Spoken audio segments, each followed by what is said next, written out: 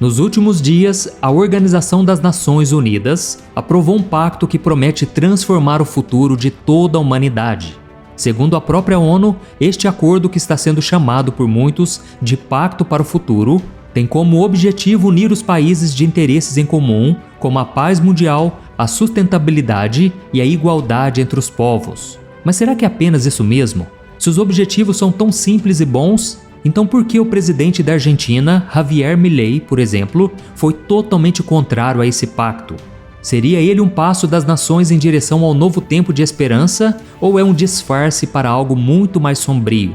No vídeo de hoje eu vou te mostrar o que é esse pacto para o futuro, o que ele promete fazer pela humanidade nos próximos anos e principalmente falar sobre a teoria que afirma que esse acordo já é o preparo para a chegada do anticristo ao mundo. Mas antes de começarmos a mergulhar nesse tema, eu peço para você se inscrever no meu canal. É muito rápido, clique no botão inscrever-se e ative também o sininho da notificação, porque eu quero te ajudar todos os dias a entender a Bíblia de uma maneira simples e fácil, tá ok? Agora sim, vamos lá.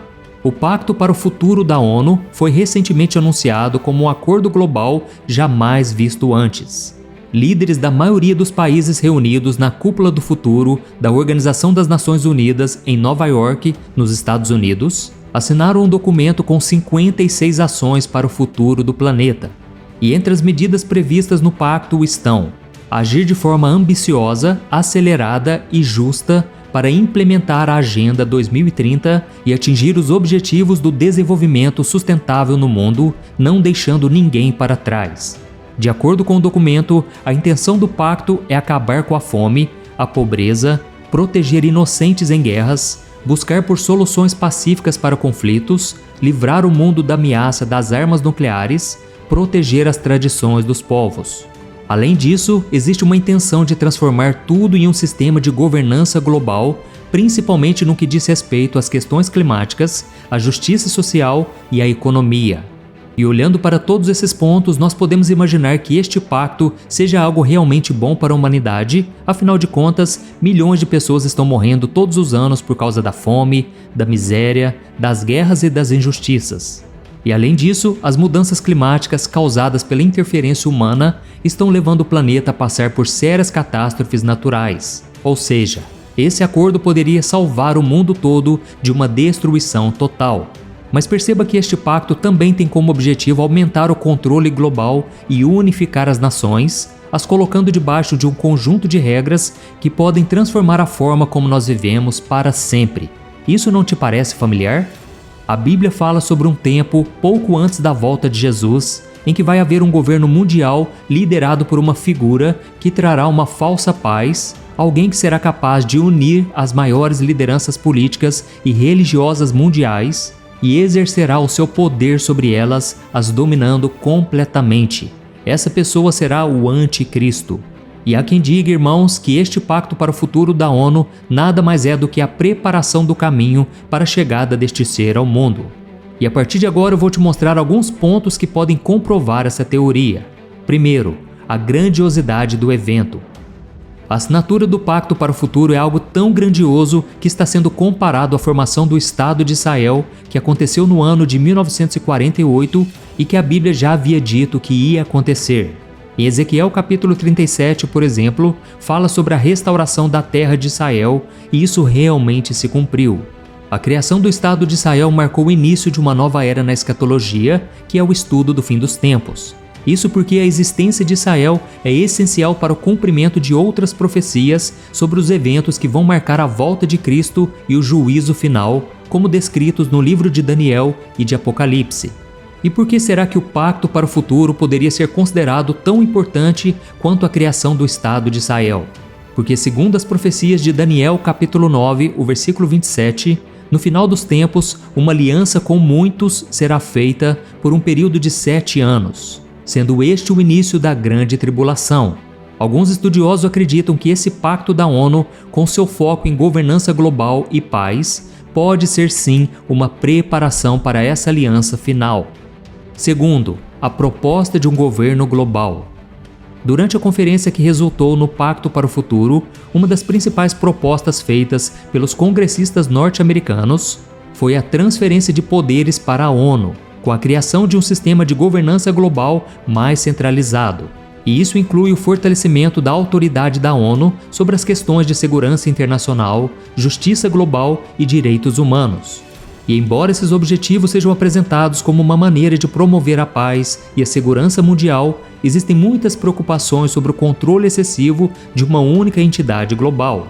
No contexto da Bíblia, muitos enxergam isso como uma preparação para o domínio do anticristo, como nós podemos ver em Apocalipse capítulo 13, onde uma figura centralizada de poder governará sobre todas as nações.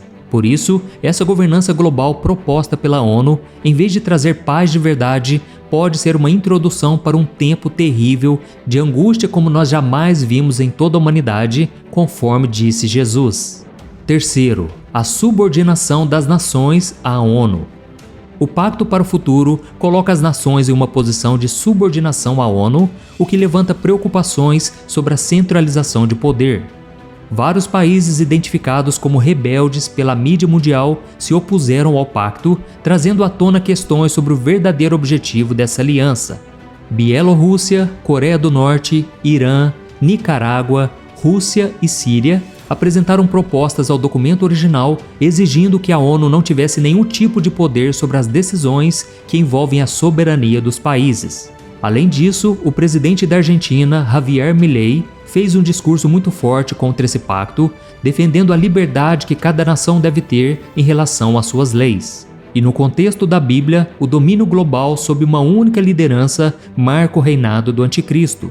E essa resistência de alguns países pode ser vista como uma separação entre nações que vão adotar a política da nova ordem mundial e aquelas que vão resistir, criando um conflito que pode gerar eventos catastróficos, conforme as profecias do livro de Daniel e de Apocalipse. Inclusive, o presidente da Rússia, Vladimir Putin, tem buscado cada vez mais fazer uma aliança com o Irã para resistir ao domínio das grandes nações, principalmente os Estados Unidos. E ele chegou a dizer que não tem como evitar que uma nova ordem mundial aconteça no mundo. No entanto, ele também quer criar essa nova ordem mundial. Quarto, a manipulação da justiça internacional. Outra questão preocupante desse pacto é o poder concedido à ONU para definir o que é considerado genocídio, crimes de guerra e outras questões de justiça internacional. Isso poderia permitir uma manipulação da justiça global, onde decisões importantes seriam tomadas por uma única liderança, o que lembra as advertências da Bíblia sobre o domínio do anticristo. Em Daniel capítulo 7, nós lemos sobre um chifre pequeno que se levantará para governar e modificar leis, um cenário que pode ser visto como uma manipulação das regras de justiça, trazendo opressão em nome da paz. Quinto, o medo como arma. O medo é uma poderosa ferramenta de domínio. Ao enfrentar crises globais como as mudanças climáticas, pandemias e a instabilidade econômica, muitos buscarão uma liderança forte que ofereça soluções rápidas e eficazes. E o Pacto do Futuro da ONU promete exatamente isso. Ele usa o medo do futuro para trazer esperança e pode sim fazer com que as populações aceitem um governo global em troca da sua sobrevivência. E não é só isso, irmãos. O anticristo poderia muito bem se aproveitar desse momento de incertezas para impor as suas condições para cuidar do mundo. Em Apocalipse 13, o versículo 16 e 17, nós lemos sobre a marca da besta, um sinal de lealdade que será imposto a todos, pequenos e grandes, ricos e pobres, livres e escravos. Todos serão obrigados a seguir as novas regras ou serão simplesmente excluídos da sociedade e perseguidos. E será que nós estamos caminhando para esse cenário? Fica aí a reflexão. Sexto, o início dos 7 anos de tribulação. Outro ponto importante a se considerar é a data em que o Pacto para o Futuro foi aprovado, no final do mês de setembro, que é próxima à Festa das Trombetas, celebrada em 2 de outubro. Esta festa marca o início de um novo ano no calendário judaico e está fortemente ligada ao conceito de julgamento e arrependimento. Ela também é vista por muitos como um sinal profético de eventos relacionados ao final dos tempos. A ligação entre a aprovação do pacto e a festa das trombetas pode ser visto também como um possível sinal de que nós estamos nos aproximando dos 7 anos de tribulação mencionados em Daniel capítulo 9, o versículo 27. A profecia de Daniel fala sobre uma aliança de 7 anos que vai ser quebrada exatamente na metade, marcando o início do abominável da desolação. Esse pacto global da ONU poderia ser o início desse período, com os próximos 3 anos e meio revelando se de fato estamos no caminho para o cumprimento dessa profecia. Mas a única maneira de saber com certeza se esse pacto realmente faz parte das profecias da Bíblia será observar os próximos 3 anos e meio, conforme descrito nas profecias de Daniel. E se ao final desse período o anticristo aparecer, isso confirmará que este pacto é de fato o início da tribulação. E nesse meio tempo, nós cristãos somos chamados a permanecer atentos aos sinais e a confiar nas promessas de Deus. Fora isso, não há nada mais que se possa fazer. Então, irmãos, nós precisamos estar firmes na fé, buscar discernimento através do Espírito Santo e, acima de tudo, confiar no Senhor Jesus Cristo, que prometeu estar conosco até o fim dos tempos. Amém? A Bíblia mostra que os últimos dias aqui na Terra seriam muito difíceis, mas a promessa é que Jesus um dia voltará e com ele trará um novo tempo de paz, justiça e restauração. E assim como as promessas de Deus nunca falharam ao longo da história, essa também não falhará. Cristo retornará para estabelecer o seu reino, onde não haverá mais dor, lágrimas ou morte. Ele disse que aqueles que confiam nele não precisam ter medo, afinal, ele já venceu o mundo e a vitória dele também é nossa. Amém?